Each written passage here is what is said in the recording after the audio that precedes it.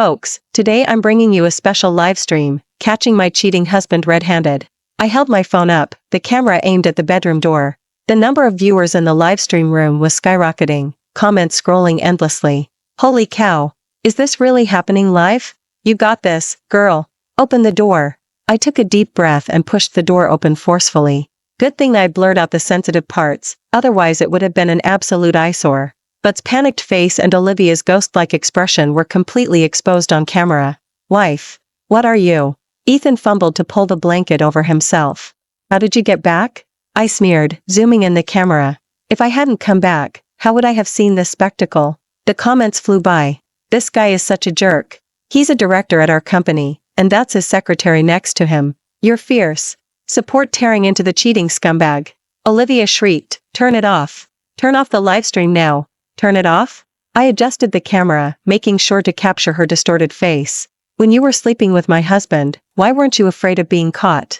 3 months ago, I noticed something was wrong. Ethan was coming home later and later, always carrying a faint, unfamiliar perfume scent. I checked his phone, the password was changed, but my fingerprint unlock was still there. The chat history was clean. Only one message sent to Mr. Hayes, see you at the usual spot tomorrow night. It seemed exceptionally suspicious. I hired a private investigator, and the result was photos of my husband kissing Olivia at a restaurant. In that moment, I didn't break down. Instead, I was strangely calm. 5 years of marriage, I gave up promotion opportunities to manage our home for him, only to be met with betrayal? I was going to make them pay. I pretended to be oblivious to Ethan's late nights. I secretly placed a voice recorder in his car, capturing the disgusting conversations of him flirting with Olivia. Today, it was finally time to close the trap. Folks, this is my husband, Ethan, marketing director at Innovate. I introduced him calmly, as if explaining an exhibit. And next to him is his secretary, Olivia. I turned the camera to the handbag on the nightstand. A limited edition Hermes bag, my husband bought it for Olivia. Then to the men's watch beside it. A Patek watch, my birthday gift to my husband last year. The comments were wild, viewership had surpassed 150,000. Bidding starts now, I said playfully. Who wants this second-hand scumbag? Free shipping, no returns, no exchanges. Ethan's face turned ashen, he lunged to grab my phone. I had anticipated this and stepped back. Ethan roared, Ava, are you out of your mind? Crazy? I opened his chat history with Olivia. My wife is like a stone, but you're captivating. You sent that, didn't you? Olivia finally reacted, wrapping herself in a bedsheet and trying to run.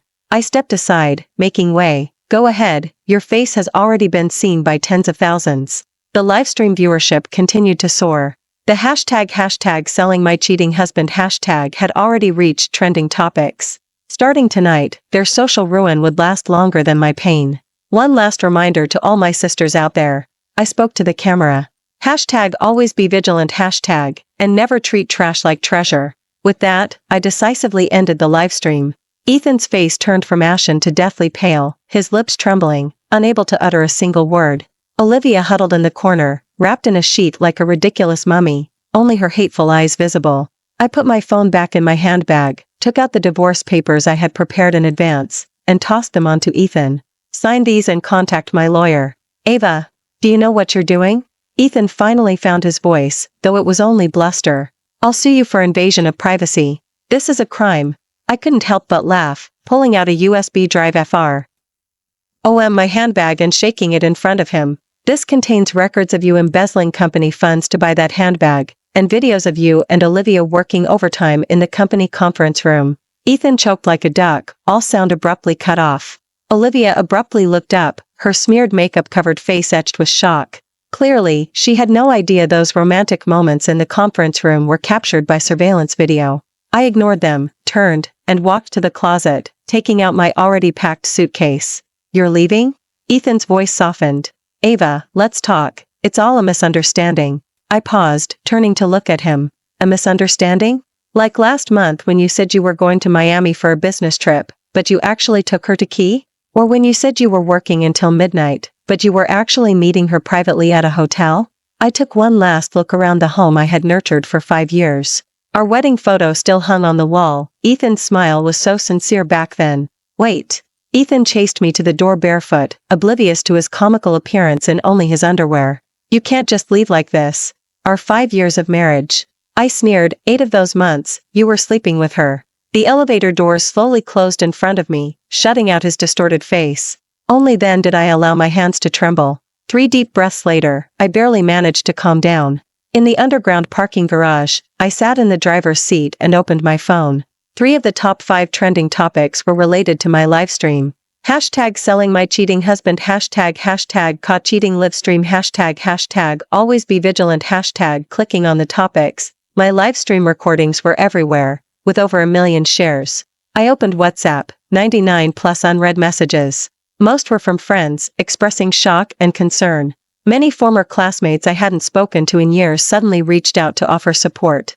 I sent a unified reply, I'm doing well. Thank you for your concern. The car headed towards a regular neighborhood in the eastern part of the city. This was the small apartment I bought before getting married. Though small, it was clean and tidy. I had hired someone to deep clean it last week. The fridge was stocked with food, and the closet hung with new seasonal clothes. I made a cup of hot tea and sat by the floor-to-ceiling window, watching the city lights. An unknown number kept calling. I answered. Ava, I know I messed up, Olivia seduced me. I was just momentarily confused. Can we talk properly? I can explain. I pressed the record button. Explain what? Explain how you used money from our joint account to take her on vacation? Or explain how you slept with her on our wedding anniversary? I'll pay that money back. I swear. He said frantically. As long as you release a statement saying it was all a script, that we were filming a short video, I can give you money. How much? I deliberately asked. 5. No, $15,000. I'll transfer it to you immediately. I scoffed, you should save that for your lawyer. Hanging up, I saved the recording. This would all become powerful evidence in the divorce case. After a hot shower, I opened my laptop and began organizing all the evidence I had collected. Hotel stay records, bank statements, surveillance video, and the photos sent by the private investigator. Ethan and Olivia kissing at the restaurant certainly looked like a picture-perfect couple. A private message popped up on Twitter from an account named Justice. Ms. Ava, I admire your courage. You might not know, but your husband's mistress, Olivia, is a serial offender. My husband also cheated with her. They have a group where they share tips on hooking rich men. I have evidence. Contact me if you need it. I stared at the message for a long time. It turned out this wasn't an accidental affair, but a carefully orchestrated scheme. As I pondered how to reply, my phone rang. This time, it was Eleanor. Ava, what's going on? Ethan just called saying you want a divorce? And something about a live stream. Where are you? Are you safe? Eleanor, I'm fine. I tried to keep my voice calm. Ethan cheated, and I live-streamed catching him. I'm in a safe place now. Can I explain everything to you tomorrow? There was a few seconds of silence on the other end. Do you need Robert and me to come stay with you? No, I want to be alone for a bit. Okay. Eleanor's voice was gentle yet firm. Ava, remember that time in high school when your desk mate falsely accused you of cheating? I told you, it wasn't your fault, so why hide? My eyes welled up. I remember. Tomorrow, I'll make you a big dinner. Remember to come home. After hanging up, I lay in bed, staring at the ceiling. Logically, at this moment, I should be weeping or furiously smashing things. But strangely, I only felt an unprecedented lightness, as if a heavy burden I'd carried for years had been lifted. My notification chimed again. Justice sent a chat screenshot. It was a WhatsApp group named The Sisterhood. Olivia's message in the group, this marketing director is pretty easy to fool. His wife's a pain, though. Standard procedure, get the apartment, then bail. I had live-streamed everything, and she still hadn't given up. She even wanted our apartment? Sunlight streamed through the sheer curtains onto my face. I opened my eyes, and for a moment, I thought I was still in the master bedroom of that house. My phone showed 99 plus unread messages. I rubbed my temples and first opened Twitter. Overnight, my followers had jumped from over 300 to 120,000. The hashtag selling my cheating husband hashtag topics views surpassed 300 million. Various recorded clips were going viral across all major platforms. The most popular edited video, set to upbeat music, was titled The Satisfying of the Year, Catching a Cheater Handed. It had over 1 million likes. The comment section was filled with, "You. Re fierce. Give us your secrets. Her methods for dealing with cheaters are amazing." A smile inadvertently curled my lips.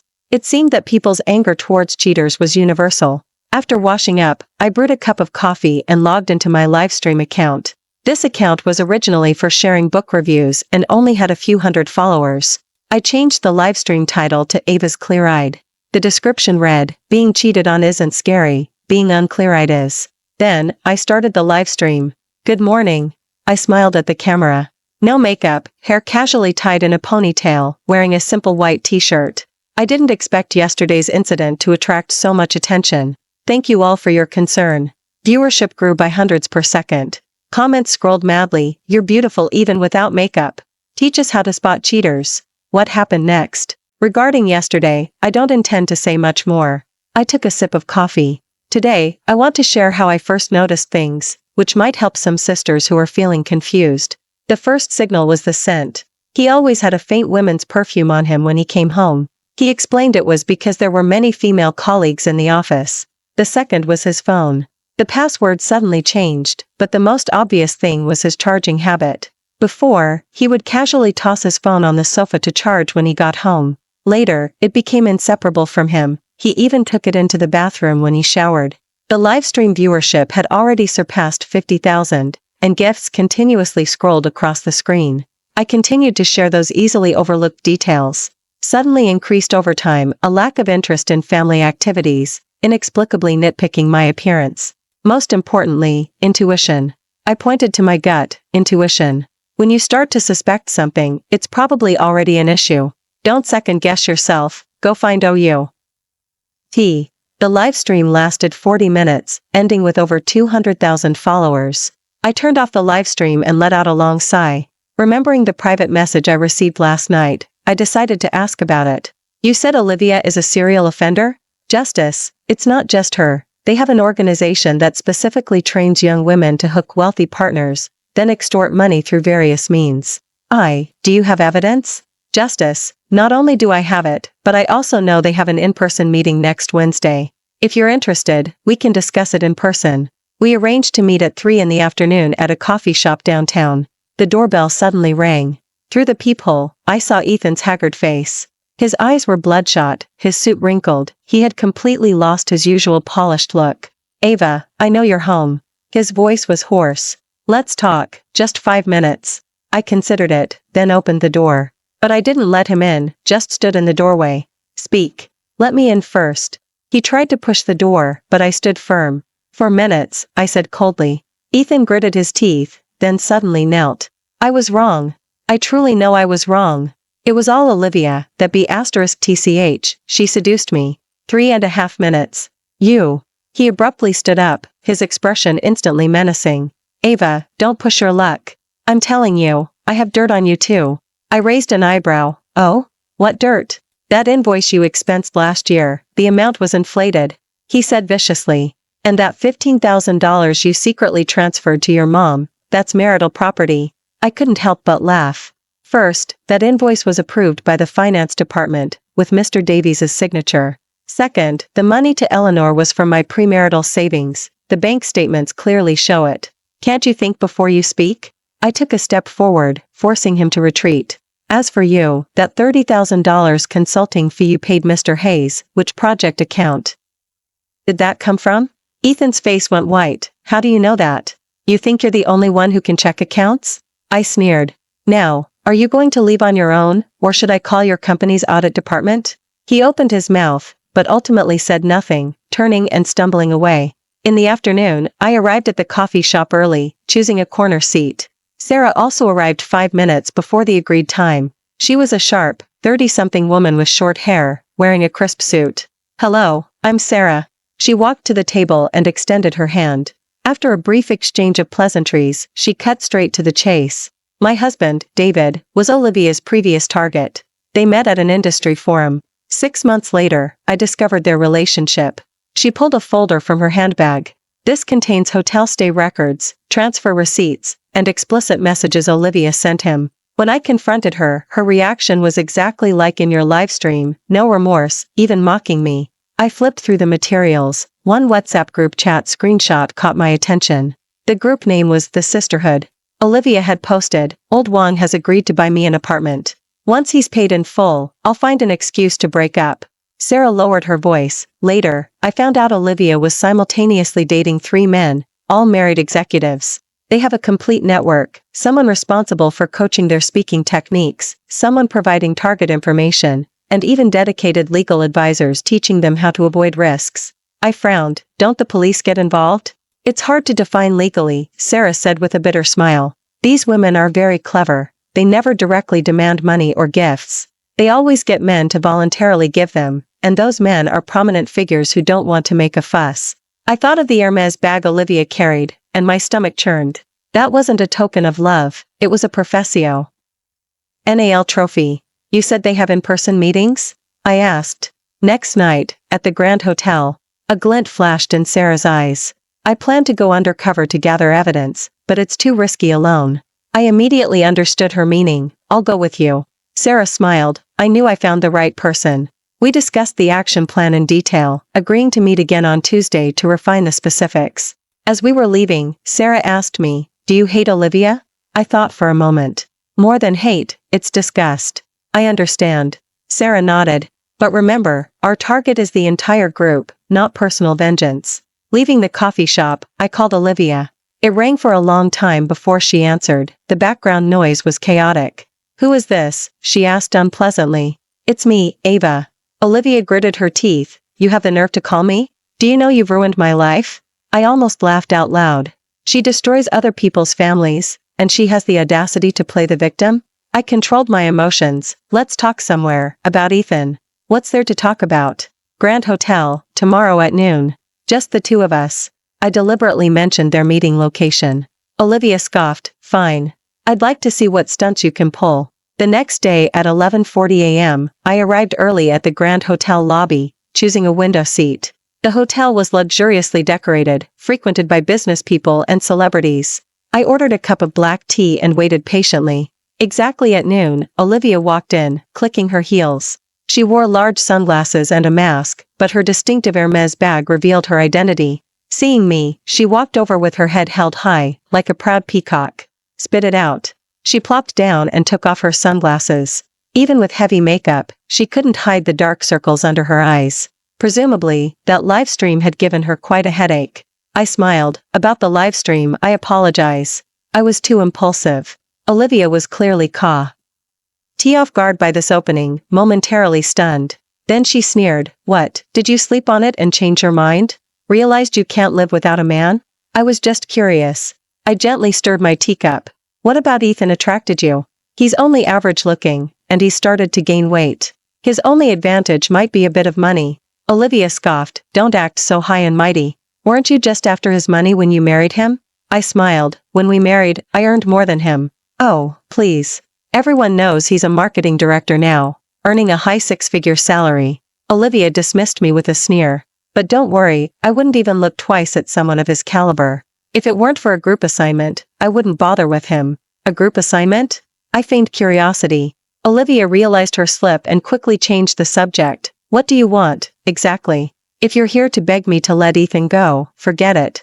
I wouldn't take that loser even if he was free." I lowered my head and took a sip of tea, hiding the smile playing on my lips. Everything she had just said was clearly recorded. "Actually, I came to thank you," I said sincerely. "Thank you for showing me Ethan's true colors. 5 years of marriage, worth less than novelty." A trace of triumph appeared on Olivia's face. "All men are like that. They keep their main relationship steady while having fun on the side. But you don't need to be too sad." She leaned in, lowering her voice. "Someone of Ethan's caliber is just a beginner practice target in our group." "Your group? Is it like a dating group?" I feigned innocence.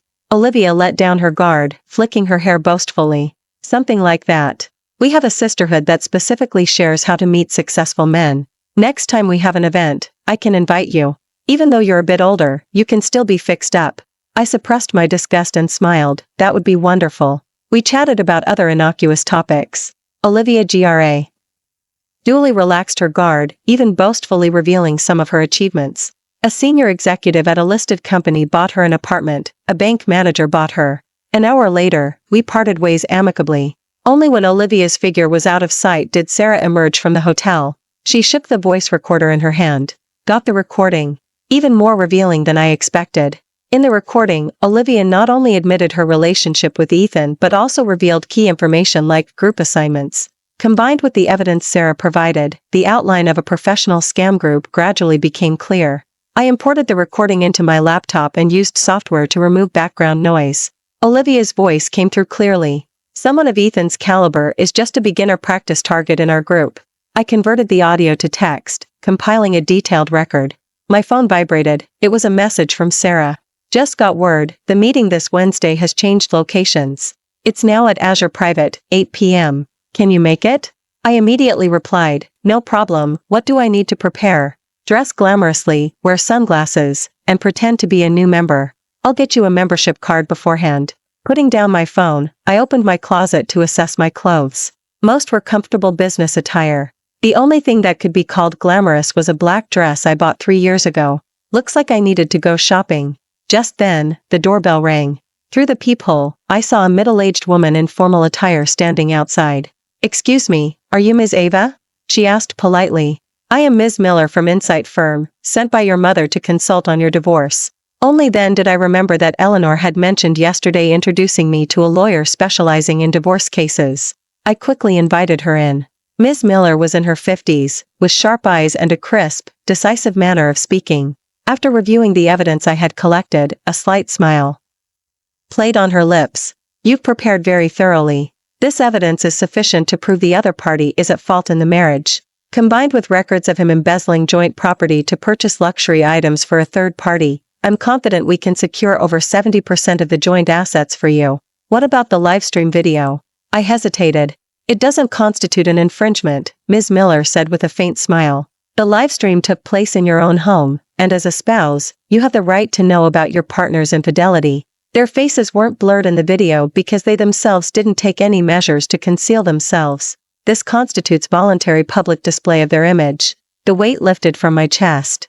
After seeing Ms. Miller out, I was about to leave to buy clothes when my phone rang again. It was HR from Ethan's company. Hello, may I speak with Mr. Ethan's family? A formal female voice asked. I'm his wife, soon-to-be ex-wife. It's like this, Mr. Ethan is currently under suspension pending investigation, and the company needs to verify some information. Do you know if he's had any large expenditures recently, such as property purchases or luxury items? A smile inadvertently played on my lips. He bought a Hermes bag for a woman named Olivia. I have photos of the invoice and bank statements. The sound of keyboard typing came from the other end of the line. Thank you very much for your cooperation. Also, he recently made a $30,000 transfer to Apex Consulting. Do you know the purpose of this payment? I'm not sure, but I know Apex Consulting is connected to Olivia.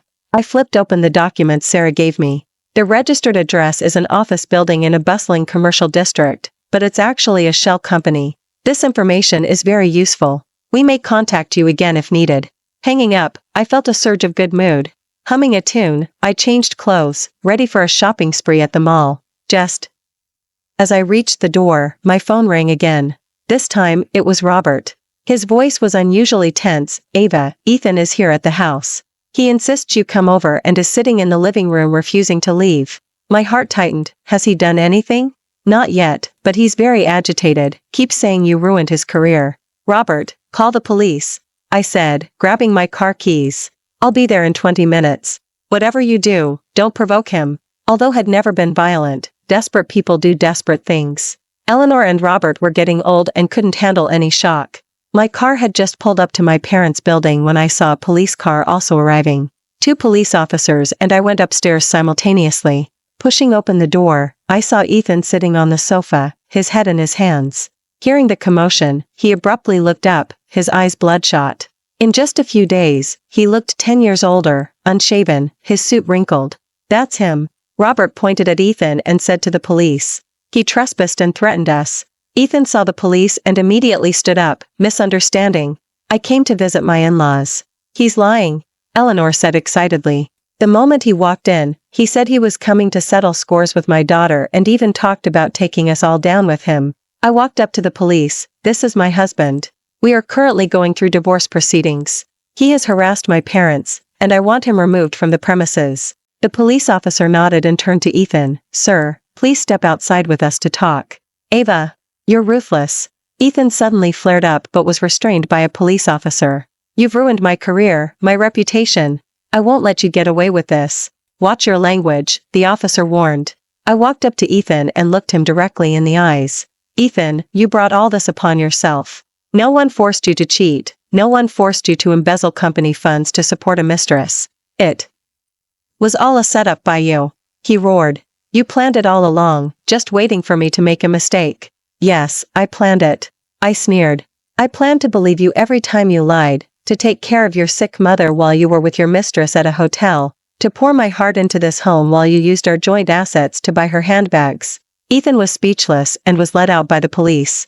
Before they left, I said to one of the officers, there's a surveillance video at my parents' door. If you need video evidence, feel free to contact me. In fact, I had installed surveillance video at my parents' house and also installed location tracking and emergency alarm apps on their phones.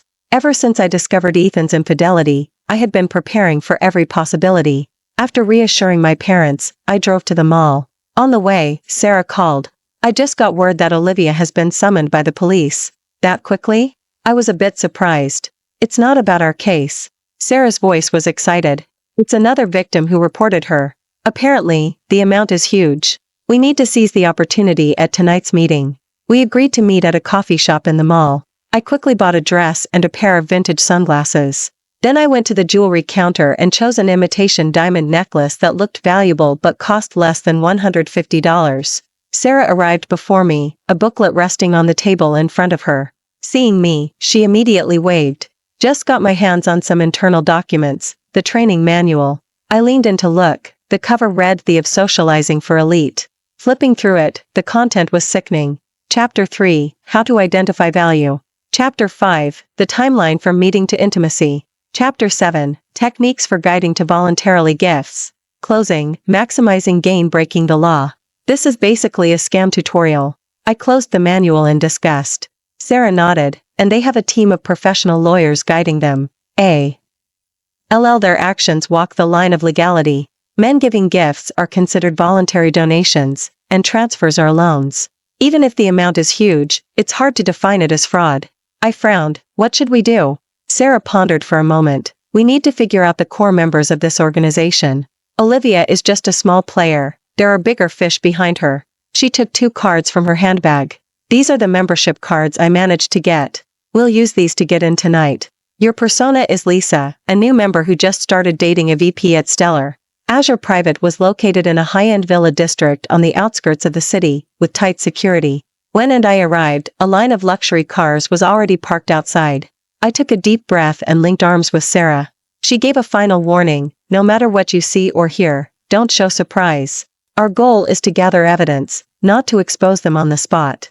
The security guard at the entrance checked our membership cards and scrutinized us before finally letting us in. The club's interior was lavishly decorated. Under crystal chandeliers, dozens of elegantly dressed women mingled in small groups, the clinking of champagne glasses filling the air.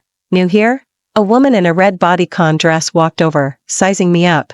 Sarah immediately stepped forward. This is Lisa, whom I introduced. She just joined, and her boyfriend is the VP at Stellar. The red-dressed woman's expression immediately became enthusiastic. Welcome, welcome. I'm Annie, the South leader. Let me know if you need anything. She led us into the main hall, where a group of women surrounded a middle-aged man standing on a small stage. The man, impeccably dressed in a suit, was explaining something, occasionally drawing laughter and applause from the audience. That's Mr. Peterson, our founder and mentor, Annie said admiringly. He only teaches once a month. You're very lucky. Sarah and I exchanged a glance and quietly moved closer. Mr. Peterson was explaining how to deal with an unexpected attack from a wife. Remember, never admit to the relationship.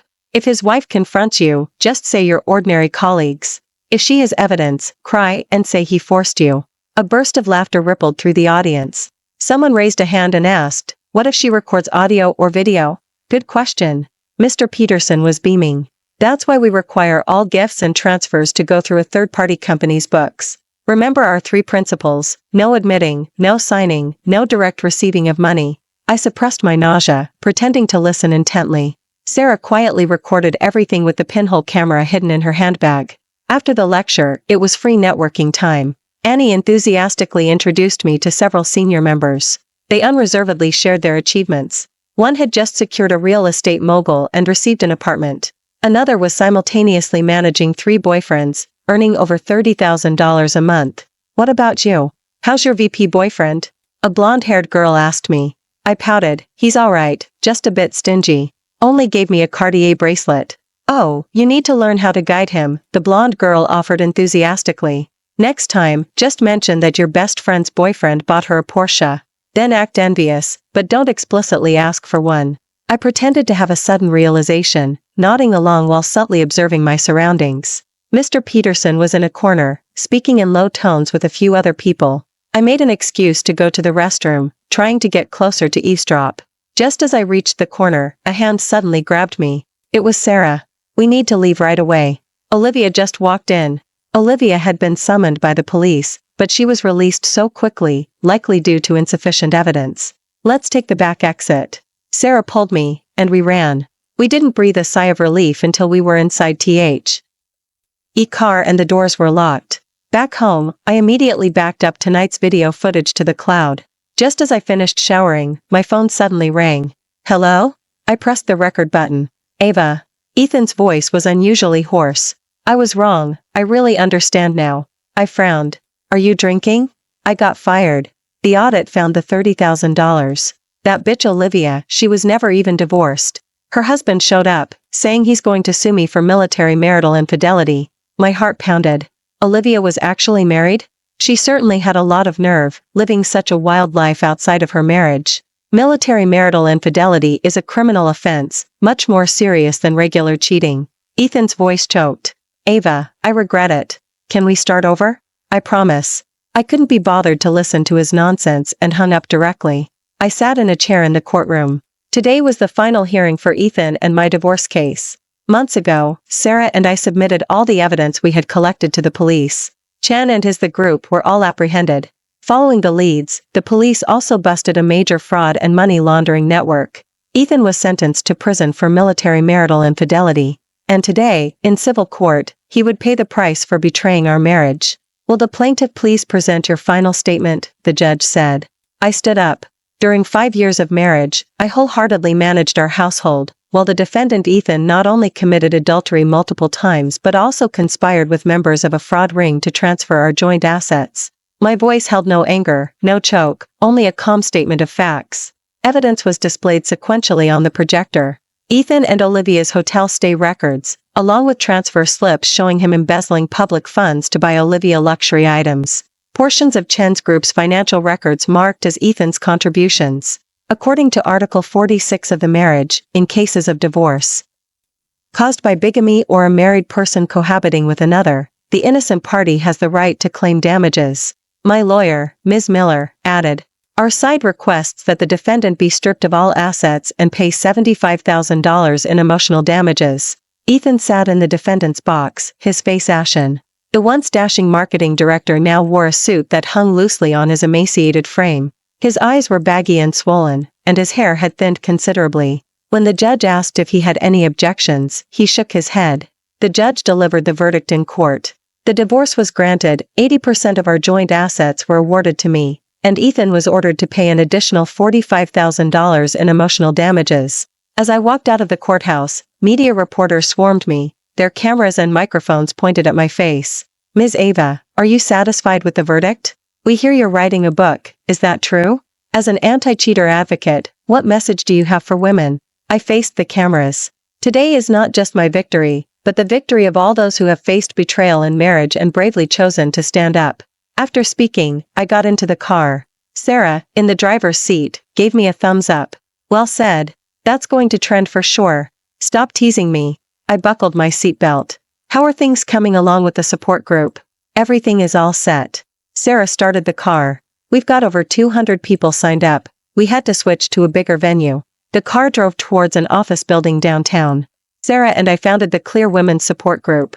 It offers legal advice and psychological support to women who have experienced betrayal. The activity room was already full. When I walked in, I was met with thunderous applause. There were online commenters who had left messages during my live stream, strangers who had brought me flowers outside the courthouse, and women who had privately reached out to share similar experiences. Thank you, Eve. Ryan. I stood on the stage. Months ago, I started a live stream, and at the time, I thought my life was over. Today, I want to tell you all that it wasn't an end, but a rebirth. Some in the audience wiped away tears, while others nodded vigorously. I continued to share my emotional journey. How I moved from anger to peace, from seeking revenge to finding acceptance. The best way to get revenge on a scumbag is not to destroy him, but to surpass him. I looked at every pair of expectant eyes in the audience. When you live a life more spectacular than his, that is the most perfect revenge. After the event, a woman wearing sunglasses stopped me. Ava, I discovered my husband was cheating, and after watching your live stream, I finally found the courage to leave him. Could you sign something for me? I signed my name and added a line of text. You deserve better. On the way home, my phone kept vibrating. My publisher's editor sent a message. Pre-sales for the new book have surpassed 100,000 copies. We'll need to add more sessions for next week's book signing. I had written a book titled Clear, From to Empowerment. I hadn't expected it to hit the bestseller list as soon as pre-sales began. On the day of the book signing, a long line formed outside the bookstore. I sat behind the signing table, signing books one after another and having brief conversations with each reader. The book signing lasted until 8 in the evening. Walking out of the bookstore, the early autumn evening breeze carried a hint of coolness. My phone vibrated. It was a message from Sarah. A few new members joined the support group. One young woman is only 22 and she's been crying nonstop. I told her your story, and she asked if she could really move past it. I told her, look at how well Ava is doing now. Outside the car window, the city lights began to twinkle on, one by one. I thought of myself a few months ago, collapsing when I found out my husband was cheating. Today, I faced both my past and my future without fear. It turned out that true revenge wasn't making the other person suffer, but making myself happy. I opened my phone and posted a new update. I once thought losing my marriage meant losing everything. Now I understand it was just the beginning of finding myself again. Thank you for watching today's story. If you enjoyed this video, please give it a like and share it with your friends. We look forward to hearing your thoughts in the comments. Feel free to share your perspectives, and don't forget to subscribe to our channel for more exciting stories. See you next time.